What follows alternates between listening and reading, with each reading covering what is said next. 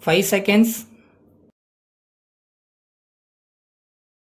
Start. Mr. Deputy Speaker Sir, before I make my observations about the general points in the budget, I wish to join the appeal made by my colleagues in regard to the famine conditions existing in our area. It is not as if the ministry is not aware of them, but I feel that it is our duty to bring home to the government the very acute condition of distress prevailing there. In the circumstances, personally, I feel that this budget session should continue for some months more. It is not too much to say that it is a problem for us to return to our homes. I hope the government will take all factors into consideration and do all that is necessary to create the purchasing power that is required in villages. I do not know how the government are going to manage the lean months.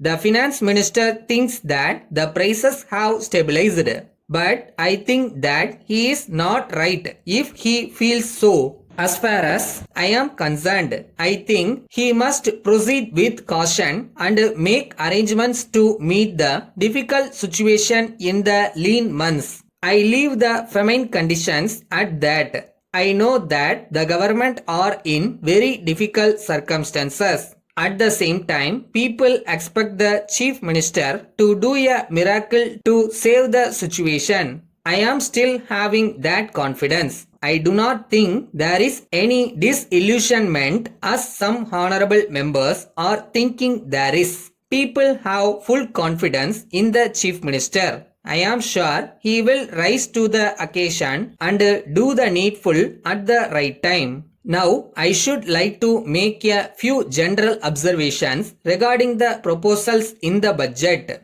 I shall now take sales tax. Last year, I was referring to the introduction of the single point tax system. There is no place for the honest trader in the multi-point sales tax. Multi-point sales tax has made people dishonest traders. Another thing I would like to mention on this occasion is this. When we come to attend the meeting of the Food Production Council, we see a large number of officers. I do not know what they are doing. They are the district supply officers and there are also the taluk supply officers. I do not know what they are doing. There is no necessity for the former set of officers as they have nothing to distribute to the villagers and the taluk supply officer is there. I do not know why these two posts are kept on without being abolished. The two posts can be combined into one and some economy can be affected. Then there is the Rural Development Committee. There is a rule that every month there should be a meeting of this committee. A large number of officers assemble in a village to disburse money and the amount that is spent on this account is not even equal to the amount proposed to be disbursed.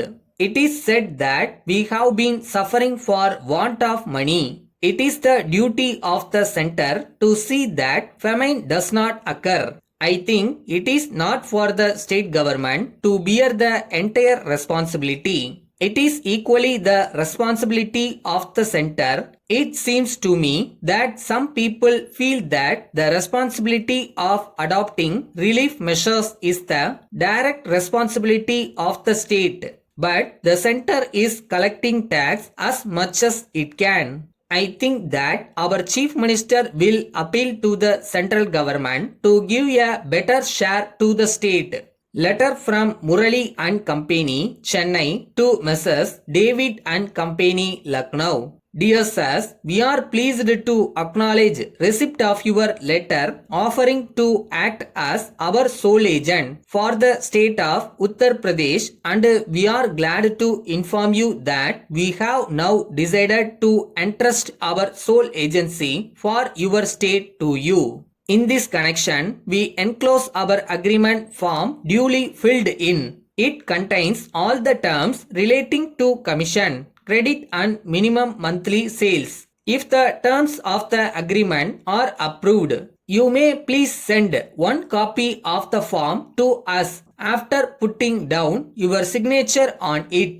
Assuming that you will approve of the terms of agreement form, we quote rupees 2000 for the cycles we have put in the market. As the market tendency is upward, in view of scarcity of imported cycles, we would advise you to take advantage of the rate which is valid for all orders placed up to 1st December 2009. On receipt of a reply from you agreeing to the terms we have quoted, we will advise all our customers in Uttar Pradesh to have direct dealings with you, and we will be pleased to send all the attractive literature we have turned out for advertisement purpose with your name printed therein. We await your reply at an early date before we proceed further in the matter. Yours faithfully.